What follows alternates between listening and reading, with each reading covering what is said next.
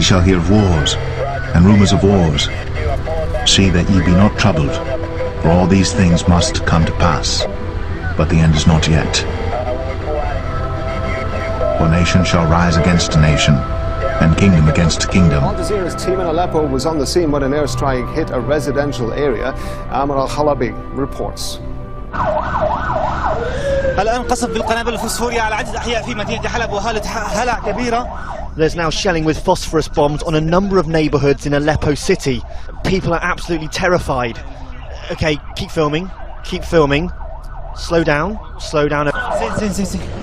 زين عمالك على يلا زلوا.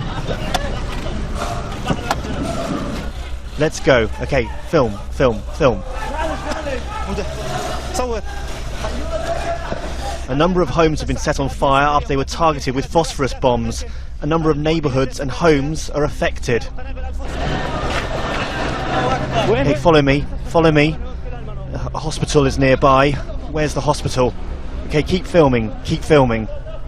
الدفاع المدني الآن يحاولون إطفاء الحرائق في هذا. سكر باب الباب. لا امشي شوي. The defence forces are trying to put out the fires. Okay, drive slowly here. We have to evacuate the place because warplanes usually come back and target the same areas they targeted before. A number of warplanes are now roaming the skies and shelling Aleppo with phosphorus and cluster bombs.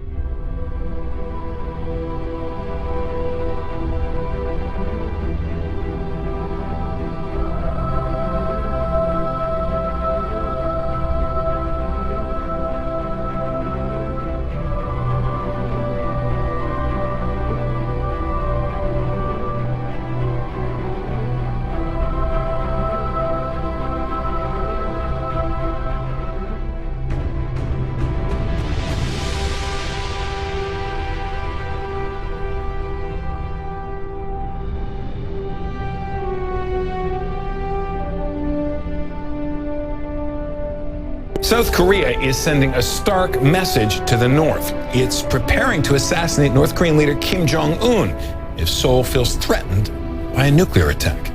Here's CNN's Paula Hancocks with more.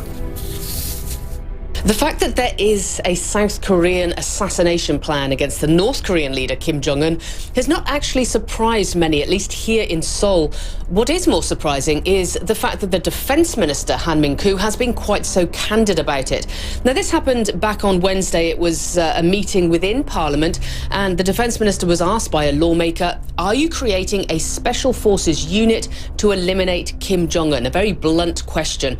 His answer was equally blunt. He said, yes, we do have such a plan. Also went on to talk about the precision missile capabilities which would target the enemy's facilities and take out the leadership. Now, this is if they are feeling particularly threatened by North Korea's nuclear weapons. Now, we've really seen a slight change in the past couple of weeks since September 9th and that fifth nuclear test by North Korea, where they claim to have tested a nuclear warhead. Within hours of that test, we heard from the South Korean Joint Chiefs of Staff that they had a plan. There was a plan, if necessary, in a time of war, to take out the leadership.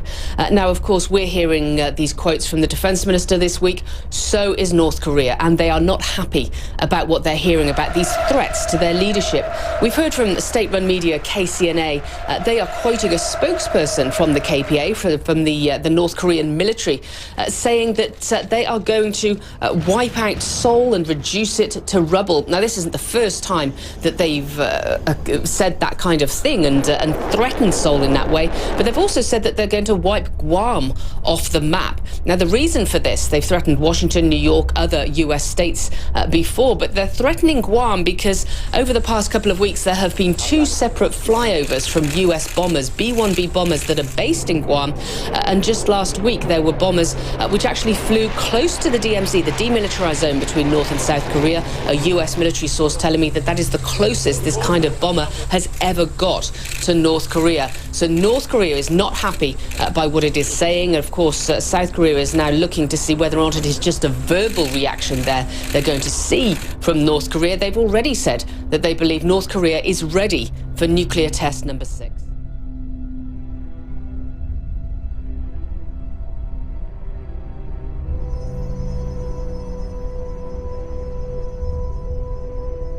And I will bless them that bless thee, and curse him that curseth thee.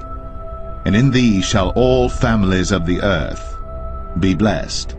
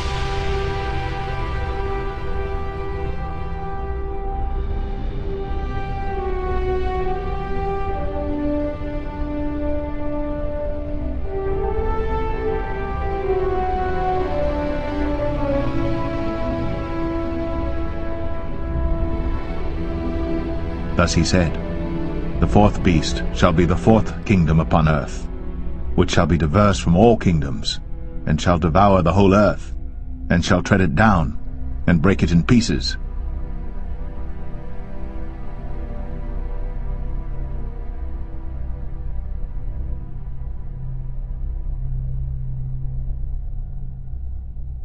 The Syrian government condemns in the strongest possible terms the attack launched by American warplanes on a Syrian army site in the vicinity of the Deir ez-Zor airport on September 17. This attack allowed ISIL to gain control of the site. The Syrian government holds the United States fully responsible for this aggression because facts show that it was an intentional attack and not an error, even if the United States claims otherwise. This cowardly aggression clearly proves that the US and its allies are complicit with ISIL and other terrorist armed organizations.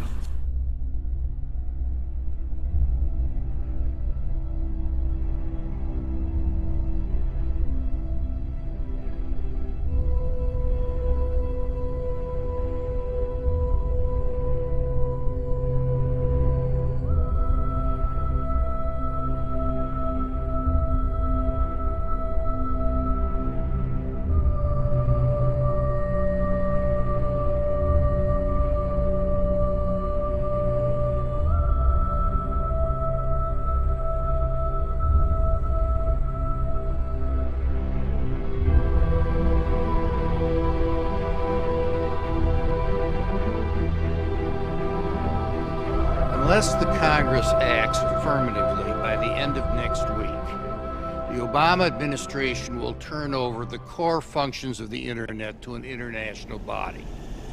We cannot allow this to happen. Look at the consequences.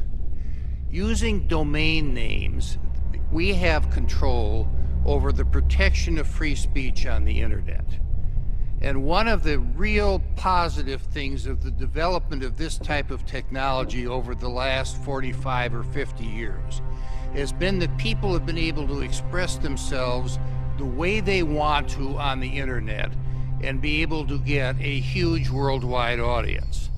Now, I recognize that there is no truth meter on the Internet, but people who make ridiculous statements on the Internet end up getting denigrated in the court of public opinion anyhow.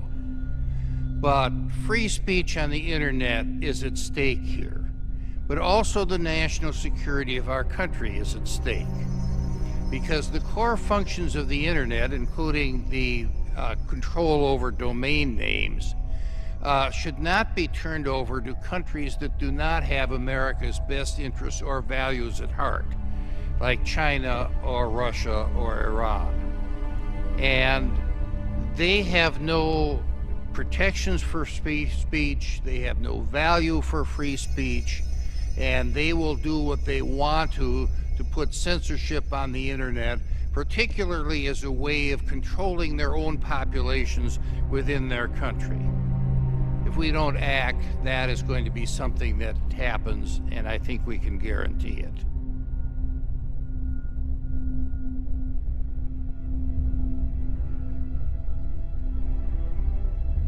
Well, you know, it is a very dangerous time to be a Christian. Torture, beheadings, destruction of property, all increasing, and that's according to the Christian Watchdog.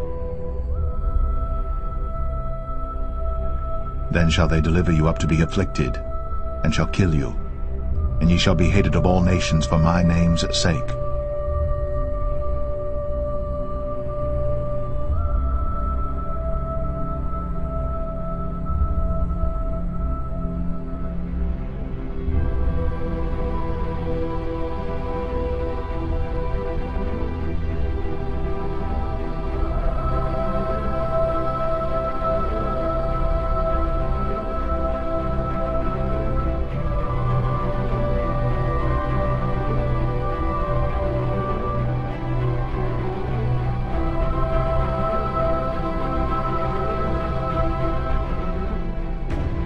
The earth also was corrupt before God, and the earth was filled with violence.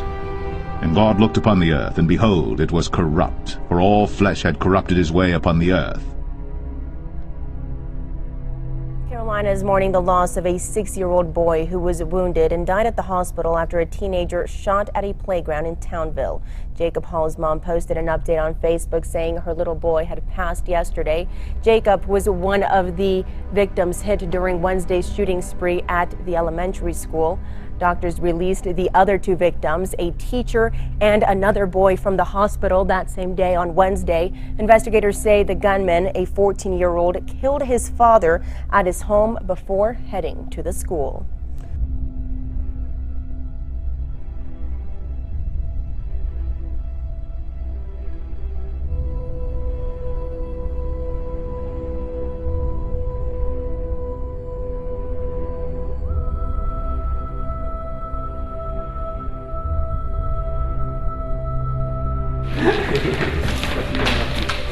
Voters in Switzerland have approved a draft law to beef up surveillance powers. More than 65% of voters in the Alpine country agreed to the proposal. It would give Swiss intelligence agencies a green light to tap phones, snoop on email, and deploy hidden cameras and bugs if authorized by a court, the Defense Ministry and the Cabinet. This official says the new law gives Switzerland modern tools to respond to current threats. For example, dealing with the fight against terrorism, against espionage, attacks on sensitive infrastructure, or to fight against trafficking with chemical or biological weapons. And the Italian-speaking region in the south of Switzerland, Ticino, has voted to give residents priority in the labour market. Under the proposals, businesses there would be obliged to offer jobs to local workers over Italian foreigners. Around 62,000 Italians cross the border to work in Switzerland every day. Locals say that is driving down wages because the cost of living is lower in Italy, so Italians will work for less. Some new revelations about U.S. concessions to Iran. Previously secret documents show the Obama administration quietly lifted U.S. sanctions on 2 Iranian banks the exact same day that those 4 American hostages were released. Chief Washington correspondent James Rosen has the story tonight from the White House. Good evening, James. Britt, good evening. Here's how the State Department today explained how the Obama administration arrived at the decision to lift UN sanctions on bank SEPA, Iran's oldest and 3rd richest bank, and one previously described by our own Treasury Department as the financial linchpin of Iran's ballistic missile program. We conducted a very thorough review, in essence updating what we knew about bank SEPA and whether they qualified. And it was our assessment that they did qualify. They were no longer carrying out actions that we believed were linked to or linked them to the ballistic missile program. Key in the selling of the Iran nuclear deal 2 summers ago were assurances from senior U.S. officials that UN sanctions on entities related to Iran's ballistic missile program would continue to rein in that program, even if the nuclear deal didn't cover ballistic missiles. Those assurances sounded like this. The sanctions on their arms trade, the sanctions on their acquisition of ballistic missile technology remain in place for many years to come under the UN. Today, however, the Wall Street Journal reported that in January 2016, the same day that the U.S. paid $400 million in hard foreign currency to the regime and several U.S. hostages were set free from Iran, a top State Department official quietly signed a deal agreeing to allow the UN to lift its sanctions on Bank SEPA and on another Iranian bank 8 years ahead of the 2023 timetable that the nuclear deal set out. Since those UN sanctions came off in January, Iran's ballistic missile program has expanded aggressively with 4 confirmed tests. The chairman of the House Foreign Affairs Committee told Fox News Iran keeps changing the terms of the deal and the administration keeps, quote, getting rolled. Iran not only made these demands at the end of the negotiation or after they completed the initial negotiation, but frankly, Iran continues to make additional demands and continues to violate the very agreement that the administration pushed.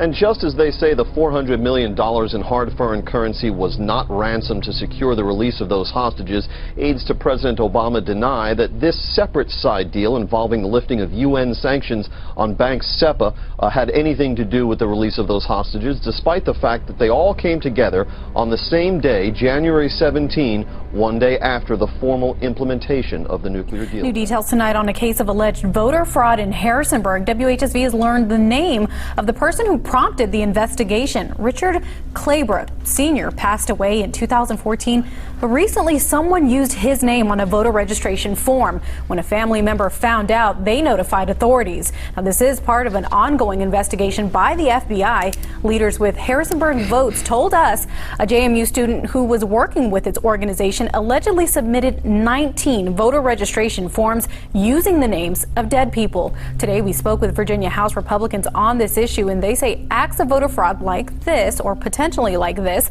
threaten the integrity of our elections. They insist the best way to avoid situations like this is to require voters to show their IDs. The reason we need photo ID is that's the last line of defense when this happens. So if someone registers someone improperly and they attempt to vote, a photo ID obviously prevents them from voting in person. We also reached out to the Harrisonburg voter registrar and the Rockingham Commonwealth's attorney, but they declined any further comment on the investigation.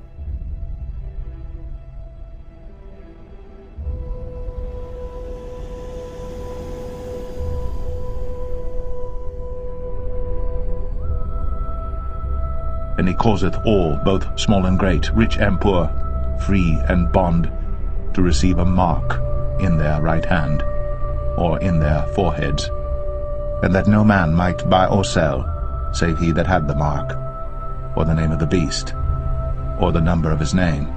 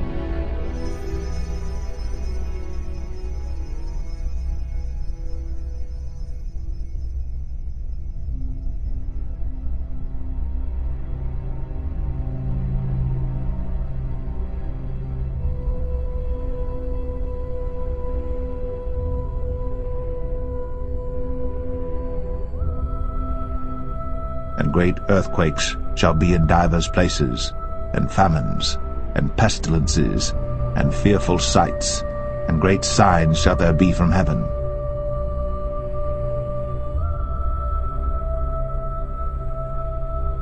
And there shall be signs in the sun, and in the moon, and in the stars, and upon the earth distress of nations, with perplexity, the sea and the waves roaring.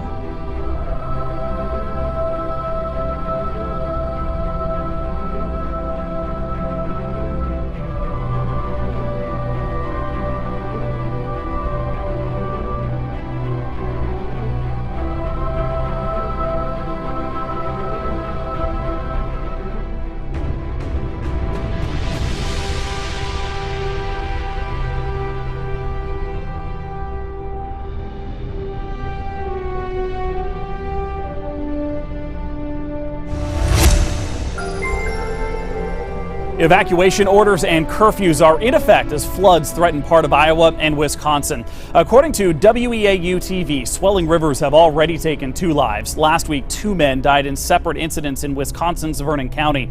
The National Weather Service predicted the river in Cedar Rapids will crest at 23 feet on Tuesday morning, September 27th. Officials asked residents living downtown near the river to leave and take personal belongings, medications, and important documents with them, as it could be days before it's safe to return. Other cities and towns in Iowa are facing serious flooding, including Waterloo and Charles City. Iowa and Wisconsin governors Terry Branstad and Scott Walker each declared disaster emergencies for 13 counties. Unlike floods in 2008, residents have had a few days to prepare. A resident in Paulo, Iowa told the Des Moines Register, quote, "Last time we had 8 or 10 hours to get out." For Newsbeat Social, I'm Chad Chad medical Carter. breakthrough tonight. New Scientist magazine revealing the world's first baby born with combined DNA from 3 people. The family's from Jordan, the baby delivered by American doctors in Mexico. The DNA coming from both parents, but one piece of the mother's DNA was swapped out for another piece of DNA from an egg donor. The technique created to prevent the child from inheriting his mother's genetic disorder. Some critics, though, calling this irresponsible. A major food recall tonight. Adams Farm voluntarily pulling back meat products possibly contaminated with E. coli. The recall includes beef, veal, and bison produced from mid-July to September 22nd. At least 7 people in 4 states have been infected: Connecticut, Massachusetts, Pennsylvania, and West Virginia. Much more on our website. The mission to Mars tonight. Elon Musk unveiling his plan to colonize the red planet. The founder and CEO of SpaceX revealing video today showing a mock-up of the reusable spacecraft he hopes will carry the first humans to Mars. It'll take off from the Kennedy Space Center, about $200,000 per person. The first human mission, 2024.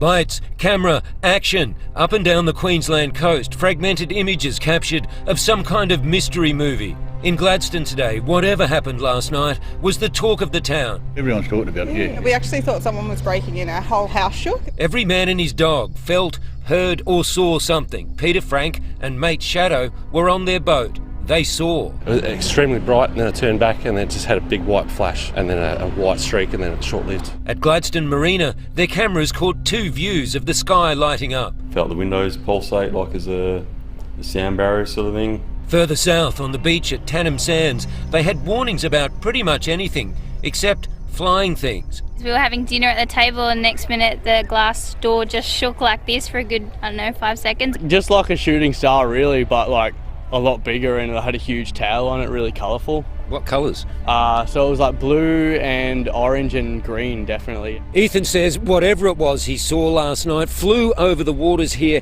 at Tanham Sands and then continued north towards Gladstone. He wasn't just seeing things, he was hearing things too. I heard noise about like 2 minutes after. What sort of noise? Just like a massive loud boom. Even further south at Turkey Beach, well, it was almost like the earth moved. Our bed gave a bit of a wriggle and that was it. Social media lit up. The consensus seemed to be the UFO was a meteor, though some couldn't see what all the fuss was about. Don't take too much notice of meteors, mate. As long as they don't hit your house, that's the main thing. Phil's in Gladstone this evening. Phil, where could this ball of light have crash landed? Well, Andrew, we don't even know if it actually did. There's some speculation that this thing, whatever it was, burnt up and disintegrated before it hit anything. Then there are others who, based on the trajectory and the direction they saw this thing travelling, they were convinced that it must have crashed into the ocean. Then again, there were others who were convinced from what they saw that it was going to crash on the mainland. Apart from all of that, Andrew, we don't even know actually what this thing was. So there's still a lot of mystery and intrigue surrounding this remarkable event. We're glad you're on the case. All right, Phil, thank you.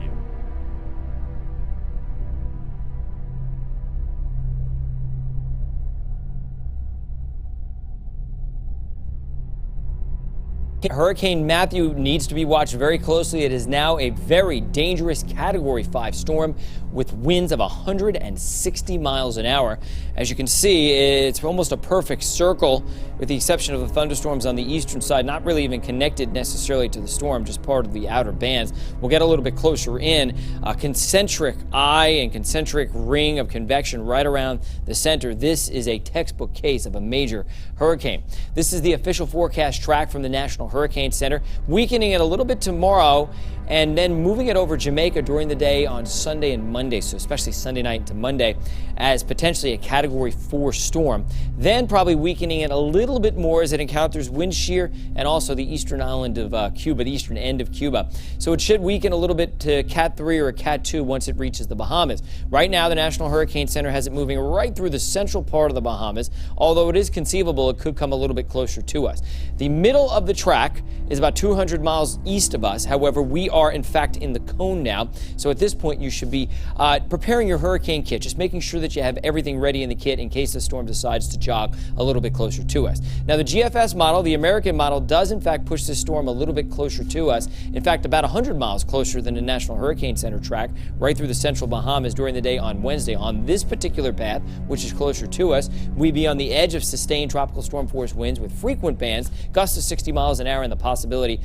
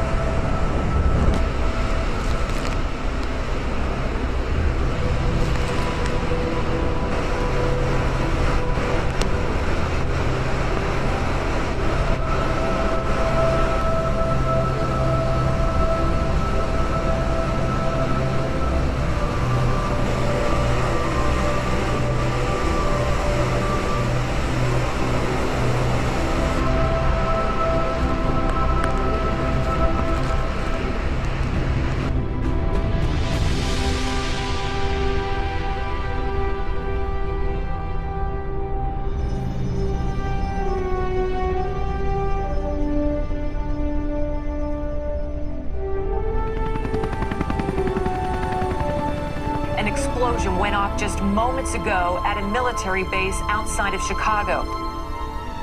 Peace and security.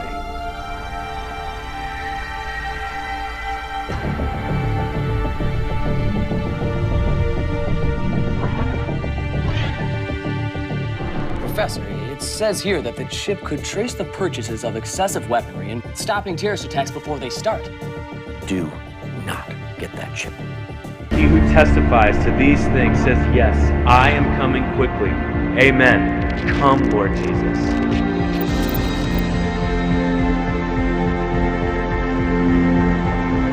That means he can come back at any moment. He can come back right now.